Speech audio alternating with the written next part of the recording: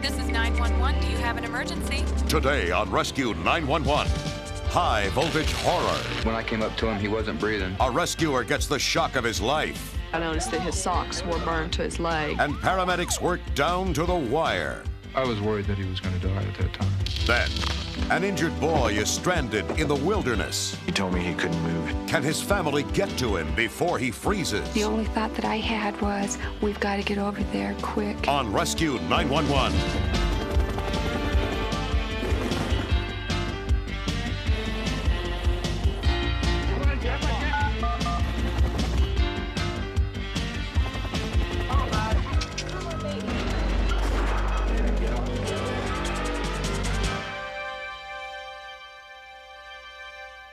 We never need each other more than when something terrible happens in the middle of nowhere.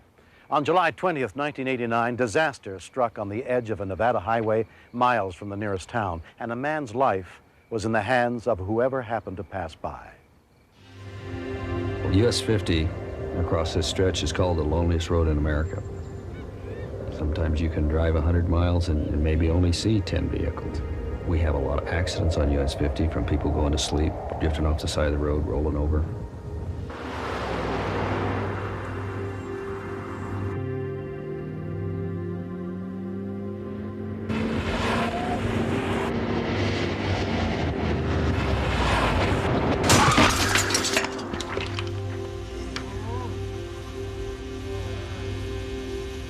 Around 8:30 p.m., a pickup truck with 3 people in it went off the road, rolled over once, and slammed into the base of a 45-foot power pole, completely shearing off the top of the pole. Man, they're gonna put me back in. Man, what are you doing? Greg, what happened? Greg, what's wrong? Neva Worthington and her husband were on their way to Reno. When they saw the smashed truck by the side of the road, they stopped to help. When I got there, there was no way that I knew that he had got bit with electricity.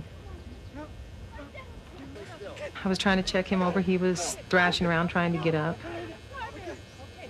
I really couldn't examine him very well because he was trying to get up, and I didn't want to get up under this wire. A passing motorist stopped to call 911. Hi, I'm calling to report an injury accident 25 miles east of Fallon, Nevada on Highway 50. Okay, are they off the road or on the road? They're off the road. Pickup truck. It was a rollover, hit a telephone pole.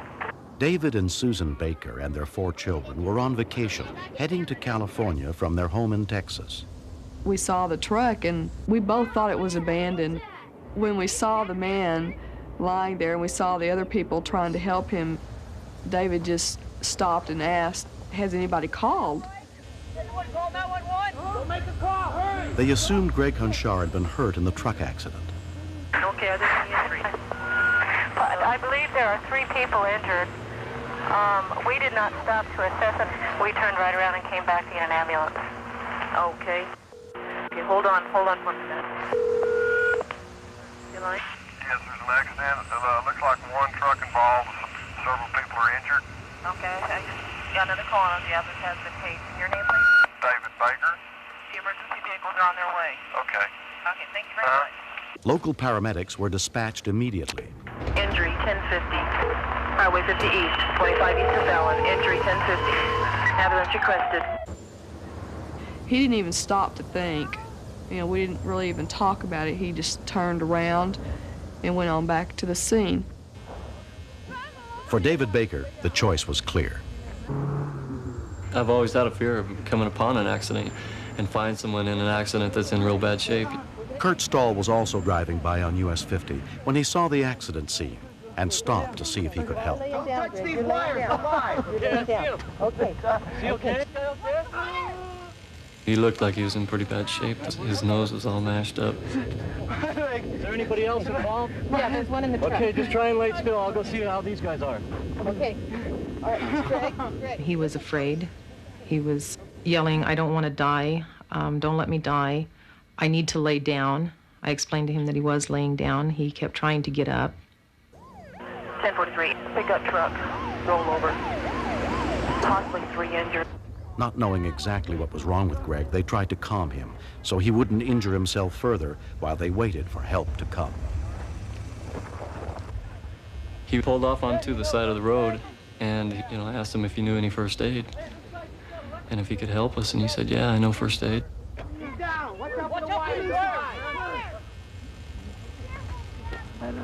Greg was trying to get up, he was fighting, and he was right under the wire, and I was afraid that he would get up and get it again.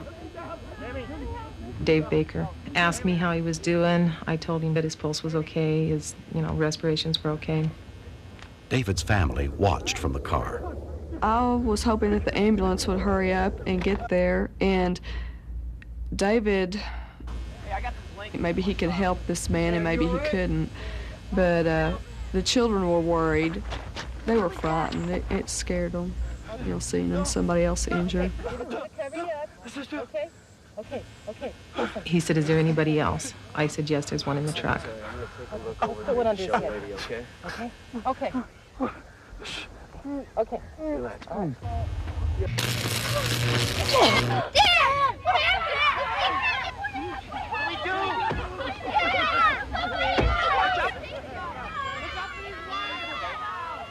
It happened so fast that I really didn't realize what had happened until he fell to the ground. You've just watched someone you love be electrocuted, and he may be dead. When we continue. That electricity has gone from this man's brain all the way out to his feet.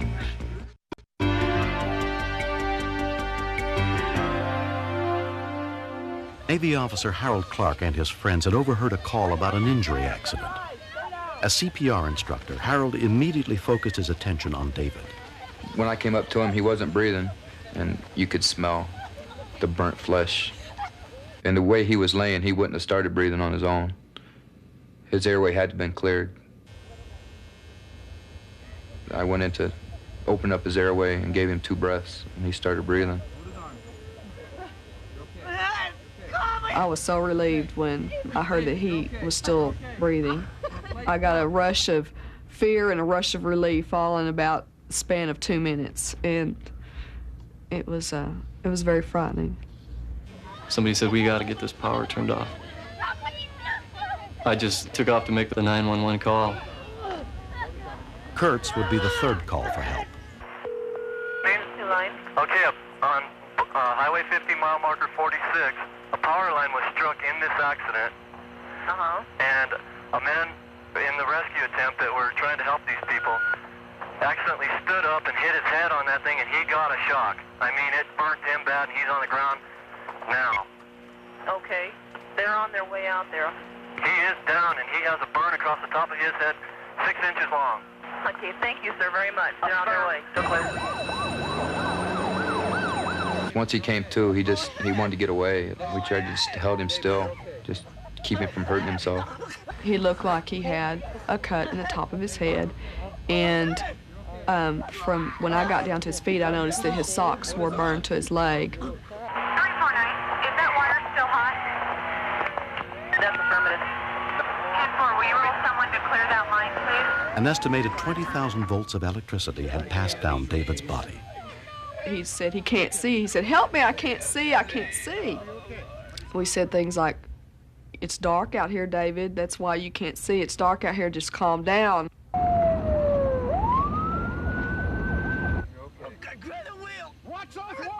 The Nevada Highway Patrol arrived. The first official on the scene was Trooper Dan Luke. How you doing here? I heard the man screaming, and he couldn't see, and he was delirious. They couldn't make him understand anything. I was worried that he was going to die at that time. I'd never seen anybody like him before. From the nearest town of Fallon, Sheriff Bill Lowry headed to the scene. I cautioned the units while they were en route to be careful of electricity. I got a call from dispatch that had talked to a local electrician. He had monitored on a scanner, and he said, "Be careful, because that electricity can jump about 3 feet out of that high voltage wires." Barbara Frank and her partner were the first paramedics to arrive. They're right here. They're coming. Hear them? now. Real close. Just relax. Just Okay, relax. partner, just relax. All right? As triage officer, Barbara took charge of the medical treatment at the scene. The first rule of triage is to always secure your scene for you and your personnel. And it wasn't a safe scene. We had a high tension line down that we had to cross back and forth under. That's not a good idea in any situation, but there's no way to stabilize that line, and there was no other way to do it. You can't stand there with 3 hurt people looking at you, screaming for you to do something and say, I'm not crossing underneath that line until the line is no longer hot. Okay, what's our clearance on these wires? About 18 inches. Watch those wires. It had been a half an hour since David was electrocuted. I was crying. I remember crying, but it was so dry and windy out there that no tears would come. Just relax. You know, that electricity has gone from this man's brain all the way out his feet. It can do a lot of internal damage, both neurologically, structurally, to the bones, to the tissue. You don't know how much it cooked in between those 2 points of when it entered and exited. The downed lines were within a few feet of the ground. When you got too close to the tension line, you could feel it. After I crossed into that line a few times, I didn't want to go back and forth anymore after that. Anyone could have been killed. Myself, my partner, any of the bystanders that we allowed onto the scene, anyone that got too near that line. The downed power lines were still hot, carrying 34,500 volts of electricity when Sheriff Lowry got to the scene. They continued to work under the lines until all the victims were stabilized and could be moved. Okay, good inspiration. For some reason, the electricity didn't interfere with the electrical impulses that go through the heart. Our main concern was he going to go into cardiac arrest again? Was he going to have a seizure from this? Rescue workers and volunteers broke with normal procedure and common sense to risk their lives for Greg and David. Just about the time we started to load him, he went into a real flashback type thing. He kept screaming, somebody grab the wheel, somebody grab the wheel, we're gonna wreck. God, please help me, somebody help me. It's a spooky thing to watch something like that happen, to not know if they're alive or dead. I honestly thought Dave Baker was dead until the ambulance got there. It could have been one of us very easily.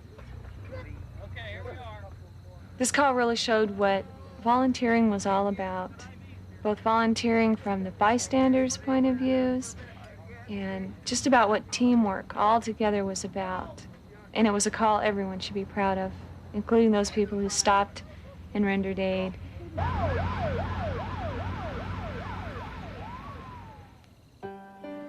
2 months later, David Baker is undergoing intensive physical therapy.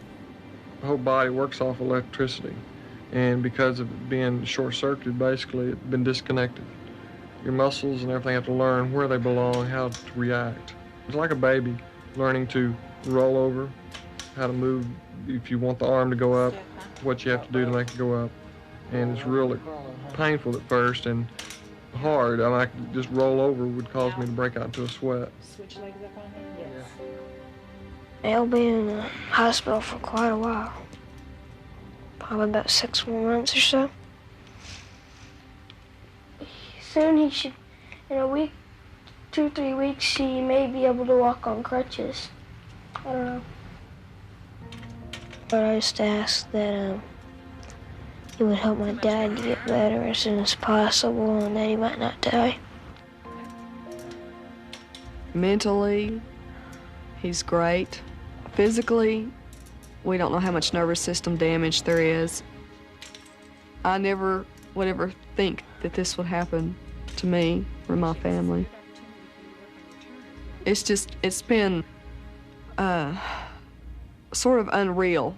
You feel like you're just going through the motions, you know, it's not really happening to you. You just don't want to really think that it's happening to you. It's hard to describe. Greg Unshaw received skin grafts where he was burned by the electricity, but has otherwise recovered. I was next to David for a few days, and him and I were together. And he was in definite pain, and I was in definite pain. We didn't talk to each other much. I think everybody that helped, you know. I wouldn't be here if it wasn't for them, but David especially, because he He's going through what I'm going through. He feels what I feel. David's doctors expect that he'll be able to lead a normal life, but he may never be the same as he was before risking his life to help a stranger. The man who gave David artificial respiration under the wires understands the choice he made. I think he did what he thought he had to do. Each man feels different things inside. Some people say, well, it's their problem. Let them handle it. Some people don't feel that way. I would hope that if I'm ever in the predicament where I need help, somebody would come and help me. To me, when I see somebody that's hurt and needs help, I just was raised that you just can't turn them down, really, no matter what the cost and why. And even if it puts yourself in a little bit of a danger, that you've got to put forth the effort to save someone. You're so long. Yeah, he really is. He really is. Next. It was getting dark, it was cold out, but I had to leave him, not knowing whether I would be able to find him again.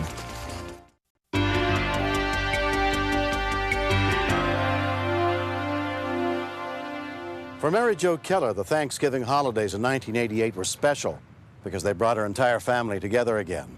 But when everyone gathered from around the country at the family ranch in Salmon, Idaho, they never imagined a holiday celebration would test their faith in miracles.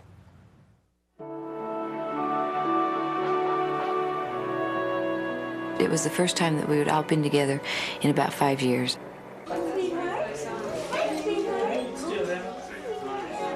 My mom and dad are divorced, and it was a really jubilant experience to have us all as a family again.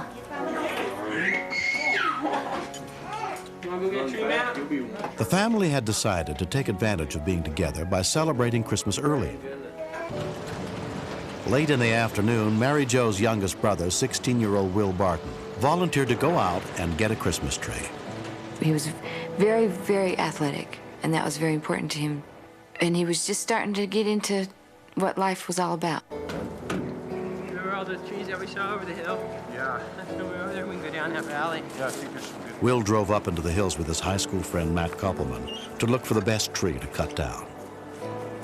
I went out for wrestling, and he was also in wrestling, and he, you know, became a good friend to me that way.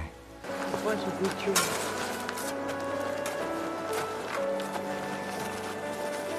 There was a high tree that was that had a good top on it, and Will decided to go up and climb it and cut off the top, you know, the first 7 feet or so.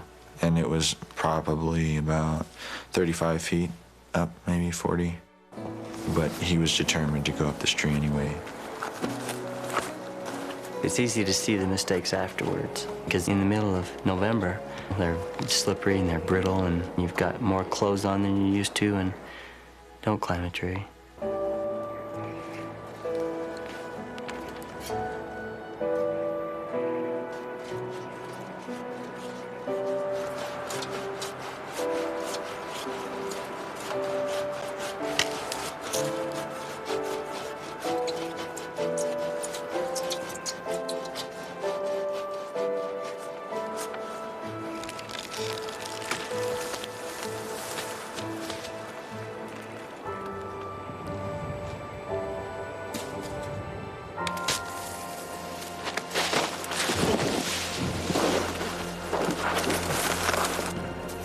Some branches break, and I looked up and I just saw him falling.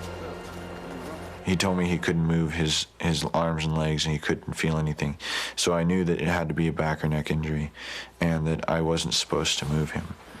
But he then told me that he was having difficulties breathing, and I had to take his legs and swing him around so that he could breathe with more ease. Hello, can you scream?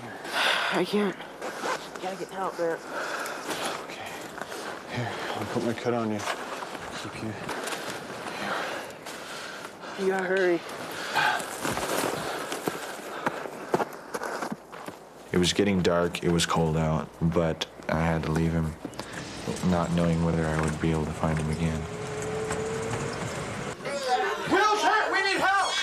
What? We're gonna get some fire. When Matt came back to the house and started describing that he wasn't moving at all and just barely able to whisper, Julie right away said, it sounds like a spinal injury. Listen, okay, just listen. Okay. Need a board? Will's sister, Julie Myers, was a registered nurse. My biggest fear was if it is a spinal cord injury, it could swell and he could quit breathing. And the only thought that I had was, we've got to get over there quick. Will's brother, John, also rushed to help. The first thing that went through my head is, Will's going to freeze to death if he's not dead already. It was just, you know, if we can find him, we might be able to save him. If we can't, he's gone.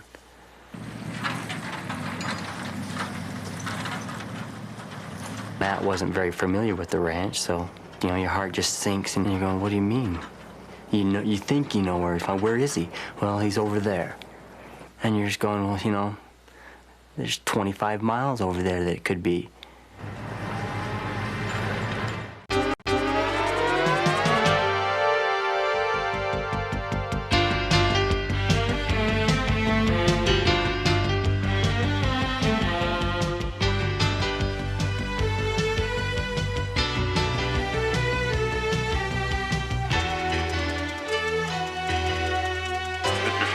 Step out of the car, please.